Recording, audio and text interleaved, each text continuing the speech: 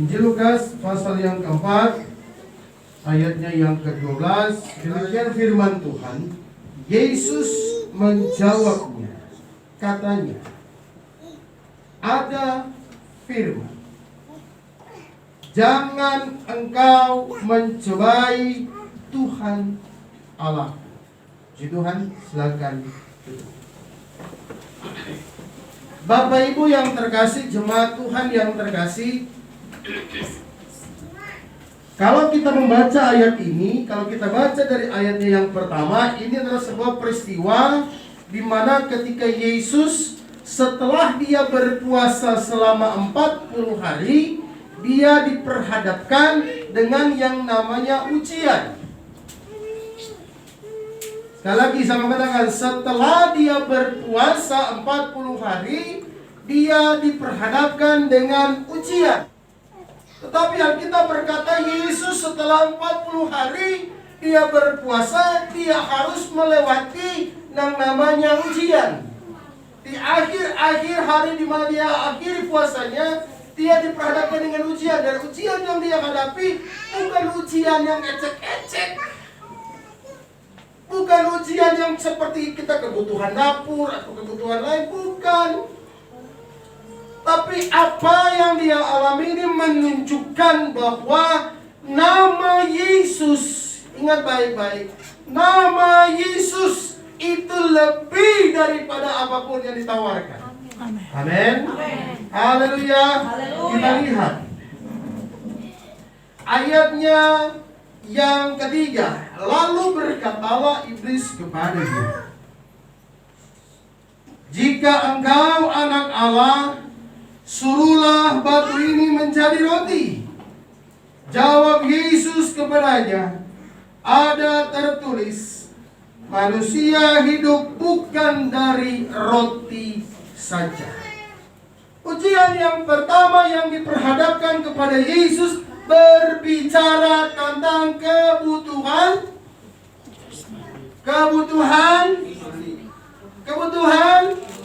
jasmani.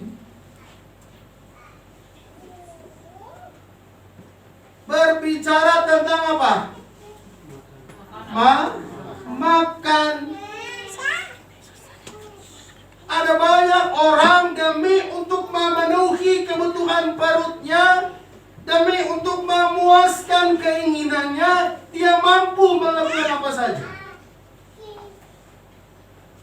Dia mampu berbuat apa saja, sekalipun yang dia kerjakan itu bertentangan dengan kebenaran firman Tuhan. Sekalipun dia harus melanggar aturan-aturan yang ada, tapi untuk kebutuhan perut tidak bisa ditunda. Makanya mungkin Anda pernah berhadapan dengan orang ketika melakukan sebuah kejahatan, ketangkap, kenapa kamu berbuat ini? Saya belum makan, Pak. Keluarga saya belum makan, Pak. Anak-anak saya belum makan. Hanya untuk memenuhi keinginan perut. Hati-hati saudara-saudara. Kalau hanya untuk memenuhi kebutuhan perut, maka firman Tuhan berkata bahwa manusia hidup bukan dari roti, bukan dari masalah makanan saja. Dan firman Tuhan berkata apa? Hal kerajaan sorga bukan tentang makan dan minum. Tapi banyak anak-anak Tuhan, banyak orang-orang Kristen hari-hari ini yang mengaku percaya, yang mengaku ikut Tuhan, yang mengaku selalu mengandalkan Tuhan, kalau bukan karena ini tidak mau datang ibadah kepada Tuhan.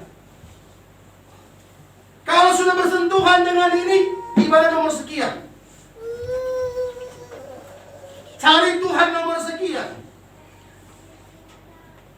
Maka tidak heran akhirnya banyak orang yang masuk pada jebakan-jebakan yang dibuat sepertinya, garis bawahi kata sepertinya, kelihatannya baik. Tujuannya datang kepada Tuhan hanya apa? Tujuan dia cari Tuhan hanya apa? Kebutuhan. Yesus selama 40 hari. Alkitab berkata bahwa dia berpuasa. Lapar gak itu? Lapar gak? Wah, orang kalau lapar, jangankan 40 hari, seharian aja lapar. Pokoknya apa saja yang penting makanan hajar. Yang penting saya kenyang. Ya, kalau sudah bilang lapar, mau nasi pakai sambal kek, mau nasi pakai kecap kek, mau nasi pakai garam kek, yang penting makan. Bapak Ibu sekalian, saya mau katakan pada pagi hari ini buat kita semua bahwa Alkitab dengan jelas berkata bahwa manusia hidup bukan dari roti saja, tapi apa? Dari apa? Dari setiap perkataan firman Tuhan. Yang kedua,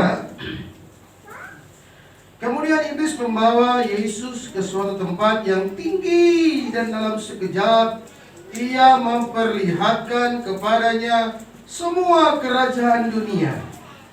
Perhatikan baik-baik. Kata iblis kepadanya, segala kuasa itu serta kemuliaannya akan kuberikan kepadamu, sebab semuanya itu telah diserahkan kepadaku. Dan aku memberikannya kepada siapa saja yang ku kehendaki. Jadi jikalau engkau menyembah aku, seluruhnya itu akan menjadi milikmu. Tapi Yesus berkata kepadanya, ada tertulis, engkau harus menyembah Tuhan Allahmu, dan hanya kepada Dia sajalah engkau Ujian yang kedua ini adalah bagian yang luar biasa. Kenapa? Yesus ditawarkan seluruh kejayaan, kemuliaan, kehormatan dunia. Bukan lain. Ya, ditawarkan, dia katakan semua diberikan kepada Yesus. Kata iblis, semua akan kuberikan kepadamu. Apa yang kau cari, kejayaan, kehormatan, apalagi situ kekayaan, semua kuberikan kepadamu. Yang penting engkau ikut aku, sujud menyembah aku.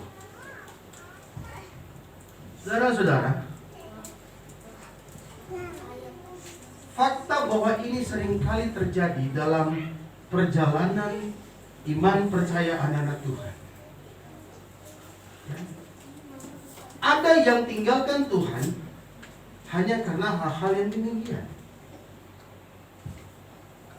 Ketika ditawarkan sesuatu yang berhubungan dengan yang namanya kejayaan, kehormatan, kekayaan, apalagi itu, menjadi terkenal,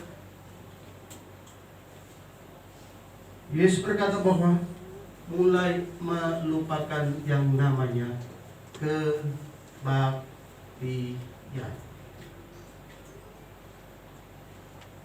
Mulai melupakan yang namanya Tuhan. Mulai melupakan yang namanya kasih karunia yang diberikan Tuhan. Kenapa? Kenapa banyak orang yang akhirnya gagal, banyak orang yang akhirnya hancur? Kenapa? Karena fokus hidup mereka, tujuan hidup mereka hanya mencari kejayaan, kemuliaan yang diberikan atau yang ditawarkan oleh dunia. Iblis itu, Alkitab berkata, bapa dari segala penipu. Si penipu besar. Ya. Penipu besar itu iblis. Bohongnya nggak ketulungan. Bukan main dia rayu sini. Pokoknya kalau engkau sujud menyembah aku, semua aku berikan kepadamu. Enak kali ya. Mau apa? Mau ganti mobil, mau ganti motor, mau naik jabatan, mau gaji naik, apalagi? Mau usaha berhasil, mau bisnismu berhasil, gampang. Sujud kepadaku, kata si iblis, kata si iblis. Hanya nggak heran kalau ada orang Ya, buka usaha, datang ke si A, datang ke si B. Kenapa? Buat penglaris. Supaya usaha saya berhasil. Yang ada bukan berhasil, malahan hancur. Makanya ada istilah apa? Uang setan dimakan jin.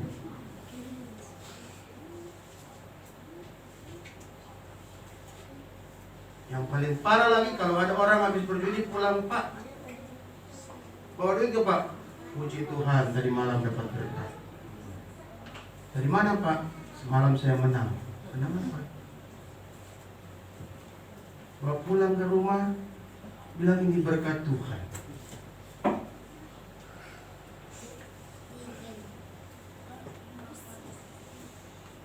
Habis nipu sana, bawa pulang ke rumah, ini berkat Tuhan.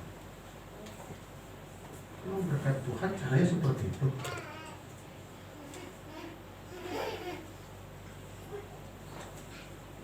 Bapak Ibu sekalian, firman Tuhan pagi hari poin yang kedua mengingatkan kita bahwa hati-hati dengan tawaran dunia ini.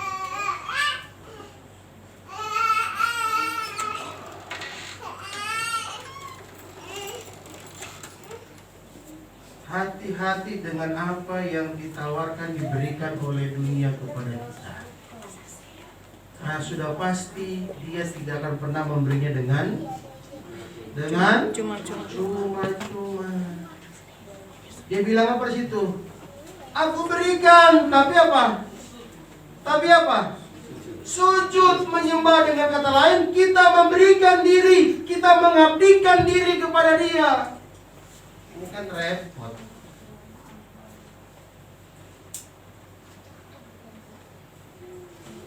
Repot kalau sudah begini. Supaya dapat, nggak apa-apa saya beri diri saya. Yang penting saya menjadi kaya.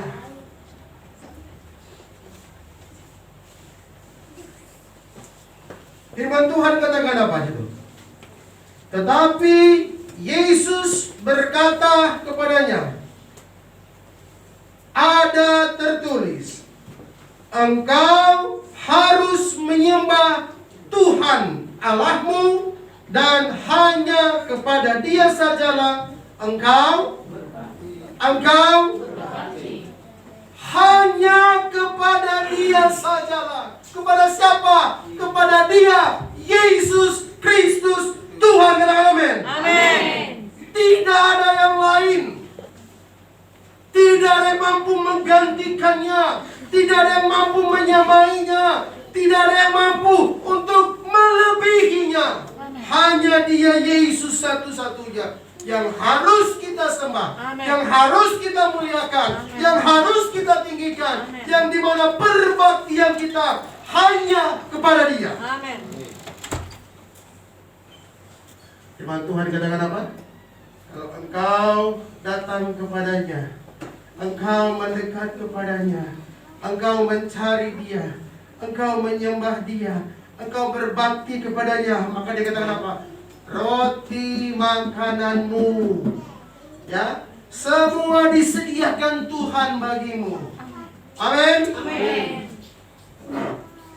Tuhan sediakan bahkan yang tidak pernah muncul di dalam pikiran kita, tidak pernah timbul dalam keinginan kita, bahkan yang tidak kita lihat sekalipun. Firman Tuhan katakan apa? Disediakan Tuhan bagimu. Amin. Mau apa lagi? Mau apa lagi? Nggak pernah kita lihat, Tuhan berikan. Nggak ada di hati kita, Tuhan sediakan. Ada yang mampu menyamainya? Sementara si iblis bilang apa? Kalau kau sujud menyembah aku berikan semua ini. Yesus enggak, dia bilang, aku tidak tinggalkan engkau sendiri, tapi aku berikan penolong. Haleluya. Haleluya. Berikan penolong. Dia berikan, bukan dia minta, tapi dia berikan. Kalau iblis apa? Minta, sujud dulu.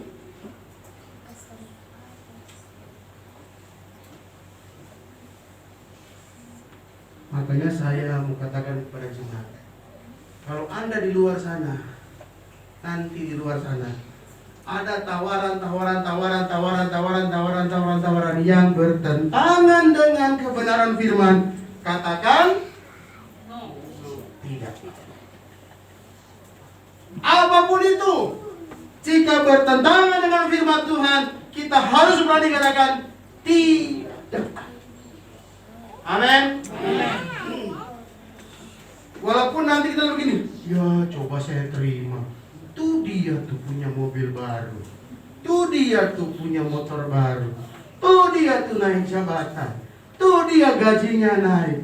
Tuh dia tuh bisnisnya berhasil. Tuh usahanya berhasil.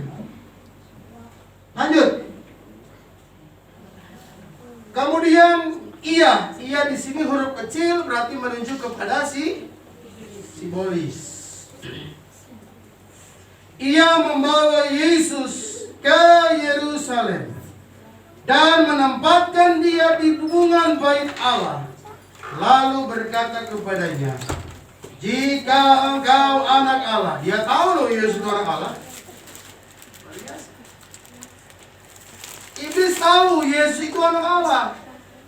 Masa kita orang percaya nggak tahu? Jika engkau anak Allah, jatuhkanlah dirimu dari sini ke bawah. Sebab ada tertulis mengenai engkau. Ia akan memerintahkan malaikat-malaikatnya untuk melindungi engkau.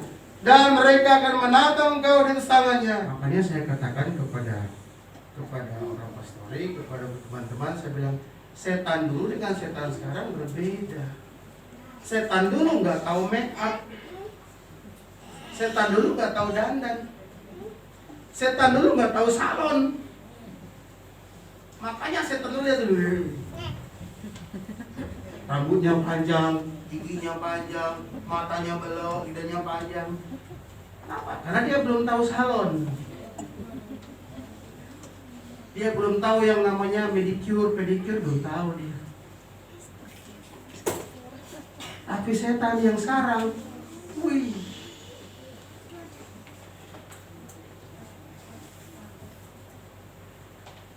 Setan yang sekarang canggih, wih. Canggih sekarang. Kita belum pikirkan, setan sudah lakukan lebih dulu. Setan-setan sekarang canggih. Setan sekarang nggak menakutkan, enggak. Setan sekarang itu justru membuat orang tertarik dengan dia. Betul nggak? Betul nggak? Hah? Betul nggak?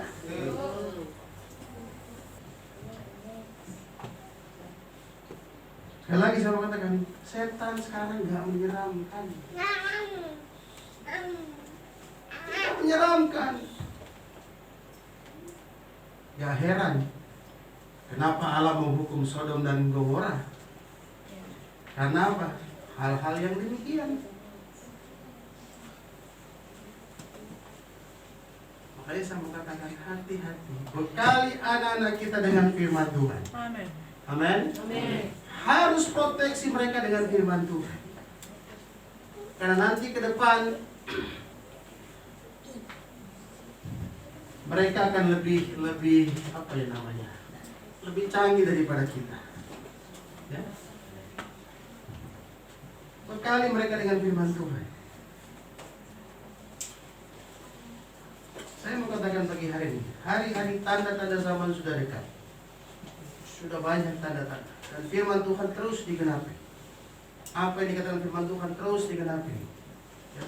Manusia akan lebih mencintai dirinya sendiri. Ya. Bangsa akan bangkit melawan bangsa. Semua akan terjadi, kesukaran-kesukaran akan terjadi. Tapi satu hal firman Tuhan berikan jaminan bahwa orang yang setia, orang yang takut akan Tuhan akan dipelihara oleh Tuhan.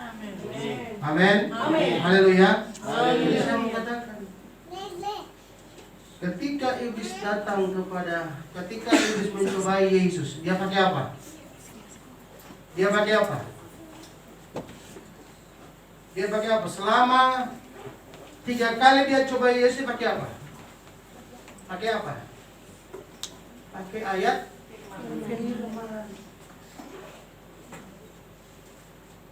Jadi jangan heran kalau tiba-tiba ada yang datang kepada Anda penampilan rapi, ya, sepertinya wah seorang seorang pendeta besar datang mengunjungi Anda pakai ada firman begini, kan cuma begini.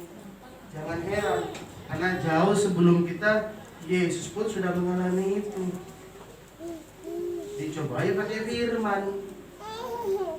Jadi gak heran banyak orang sekarang memakai firman Tuhan untuk mendukung prinsipnya, untuk mendukung pendapatnya. Karena saya mau tanya, kita ini menjadi pendukung firman atau harus didukung firman? Pendukung firman. Hah? Menjadi pendukung firman atau didukung oleh firman? Pendukung firman. Hah? Yang benar yang mana? Didukung atau mendukung? Didukung. Hah? Didukung oleh firman Tuhan atau kita mendukung firman Tuhan? Hah? Ayo. Ayo.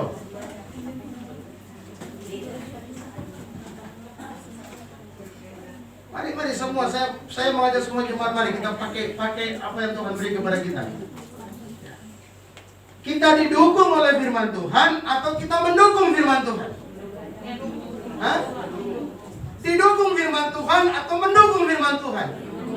Ini yang di depan cuma senyum-senyum, gak ada jawaban. Didukung firman Tuhan atau mendukung firman Tuhan? Hah? Mendukung firman Tuhan. Alasannya?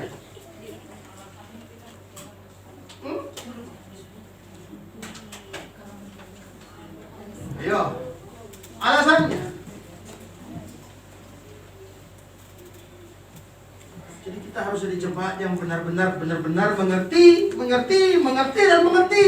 Bukan hanya ikut-ikutan saja. Setuju? Setuju. Sepakat? Sepakat. Didukung? Didukung. Mendukung? Mendukung. Lagi sama tanya, kita ini harus menjadi anak Tuhan yang didukung oleh firman atau mendukung firman Tuhan? Hah? Didukung oleh firman Tuhan? Nggak pulang-pulang.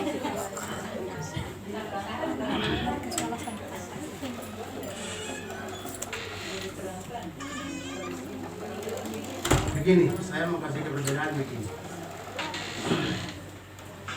Saya punya pendapat. Dan pendapat saya itu saya bagikan kepada A dan kepada B. Ya kan? Sementara mereka juga punya pendapat. Ya. Yang dimana tujuan pendapat itu adalah satu. Ya. Supaya apa yang saya rencanakan itu bisa terlaksana. Oke? Saya punya pendapat nih. Saya punya pendapat. Berarti saya harus mencari apa? Dukungan. Hah? Supaya pendapat saya ini di goal, saya harus cari apa? Kan? Saya harus cari pendukung. Sementara dia juga punya pendapat. Mana yang harus saya pilih? Saya mendukung dia, pendapat dia, atau saya didukung oleh dia?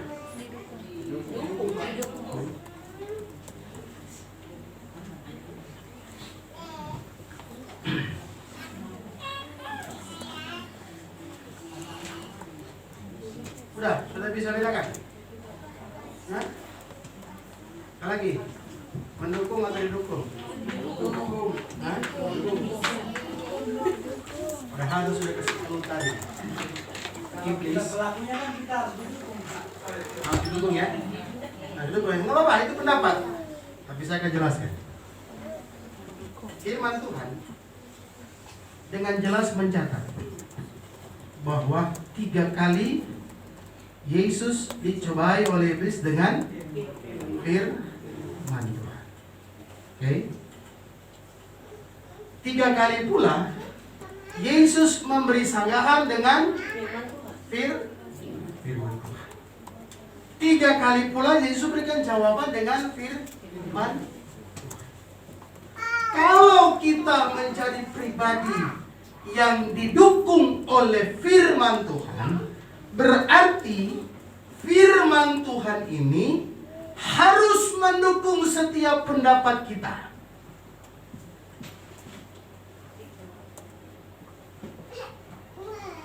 Setiap pikiran kita, setiap keinginan kita, setiap tindakan kita, firman harus mendukung.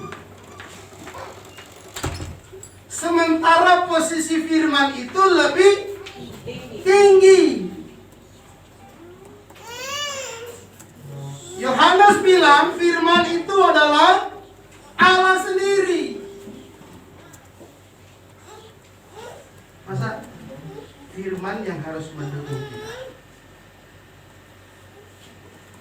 Sementara, perhatikan baik-baik, Yesus 3 kali memberikan jawaban mendukung apa yang dikatakan oleh firman. Haleluya. Dia katakan apa di sini? Perhatikan, 3 kali Yesus berikan jawaban apa? Ada tertulis manusia hidup bukan dari roti saja. Ini kata Yesus. Yang kedua, dia katakan apa?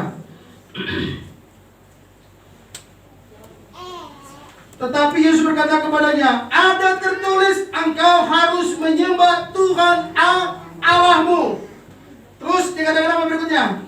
Yesus menjawab, katanya, ada firman, jangan engkau mencobai Tuhan Allahmu. Dengan kata lain, Yesus memberikan dukungan yang sepenuhnya kepada setiap perkataan firman. Kalau Yesus tidak mendukung firman Allah, maka dia tidak akan memberikan dirinya untuk disalib. Amin. Haleluya. Mana lebih tinggi, firman atau kita? Lebih tinggi firman atau kita? Firman.